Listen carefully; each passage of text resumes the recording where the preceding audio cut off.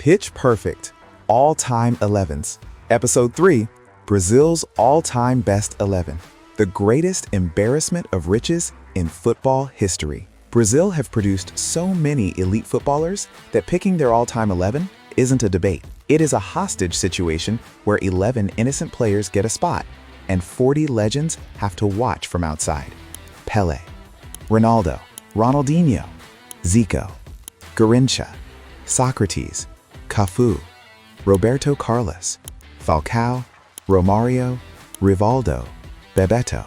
Every single one of those names is a first-ballot Hall of Fame player in any other country. In Brazil, they're fighting each other for 11 spots. And then there's Neymar.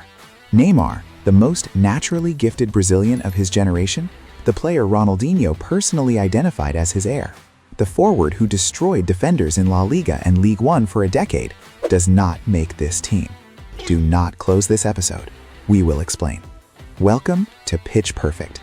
This is Brazil's all-time 11. Someone is going to be furious. Multiple people. Correctly. In goal, Taffarel, 1994 World Cup winner.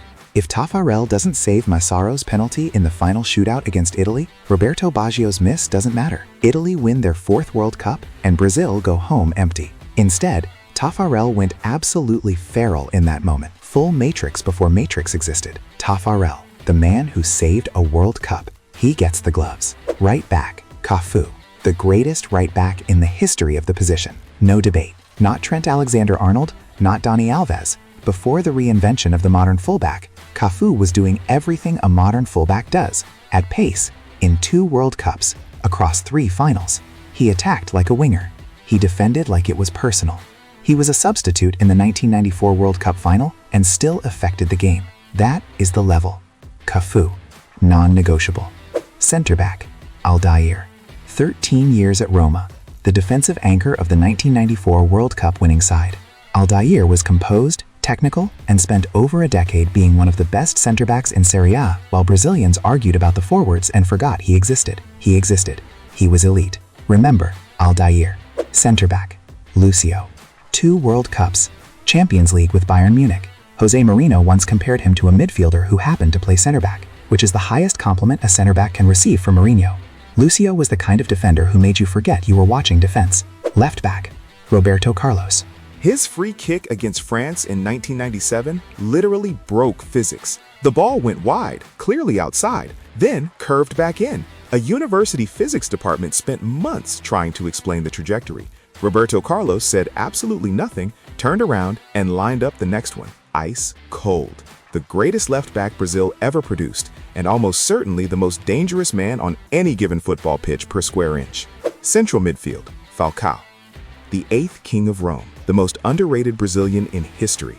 In the early 1980s, Falcao was arguably the greatest midfielder on earth. Brazil's 1982 squad, the one that didn't win because the universe hates beautiful football, featured Falcao alongside Zico and Socrates. That is the most talented midfield that has ever existed.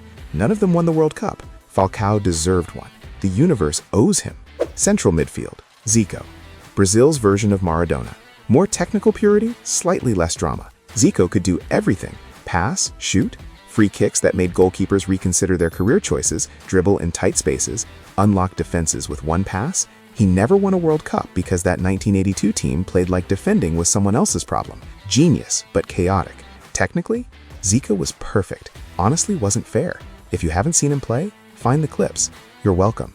Left midfield, Socrates, the doctor, the communist. The man who smoked 60 cigarettes a day, had a philosophy degree, played football with the elegance of someone who had transcended the concept of effort. Socrates was one of the most technically gifted players of the 1980s, and also spent his spare time writing philosophy and being deeply unimpressed by authority.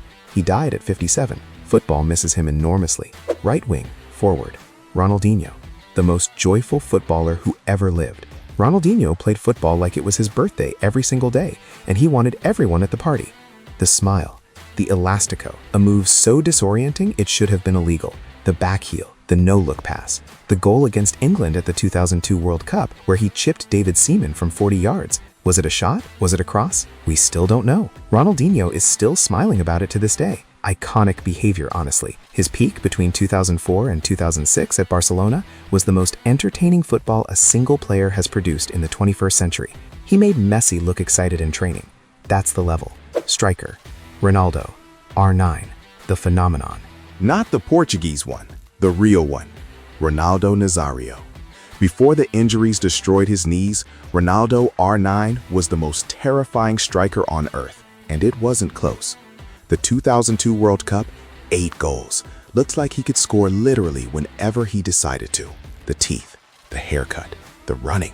My God, the unstoppable pace and technique combination that no defender on earth had an answer for. He was reduced to 60% of himself by his injuries and was still better than most strikers at 100%. R9, the greatest striker Brazil ever produced. Striker, Pelé. 77 goals in 92 appearances, 3 World Cups. Started his first World Cup final at 17 and finished it as a world champion. Pelé is the reason Brazilian football has a mythology. He is where it began. Everything else is built on what he did first. Neymar. We need to talk. Neymar Jr., 129 international goals, Brazil's all-time leading scorer, the most naturally gifted Brazilian footballer of his generation. Ronaldinho himself said so. Santos, Barcelona, PSG, won La Liga, won the Copa del Rey, scored in Champions League finals. Also, 4 major injury-interrupted seasons. The Qatar World Cup, where he went off injured and cried on the bench. The PSG dramas, the personal life drama, the choices that made people question whether he ever truly committed at the level his talent demanded. Make it make sense. We'll wait. This team already has Ronaldinho, pure joy, similar position, peak between 2004 and 2006 that was as good as any individual football peak in history.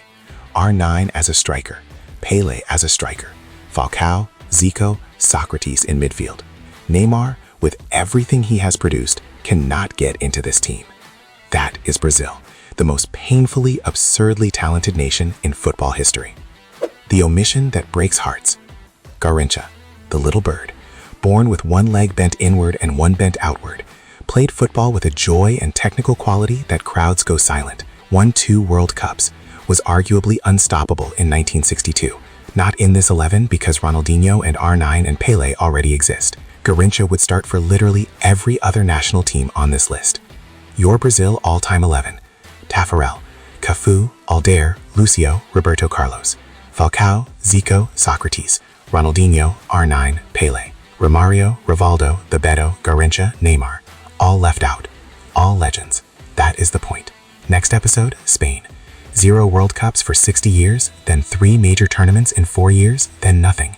The greatest midfield in football history.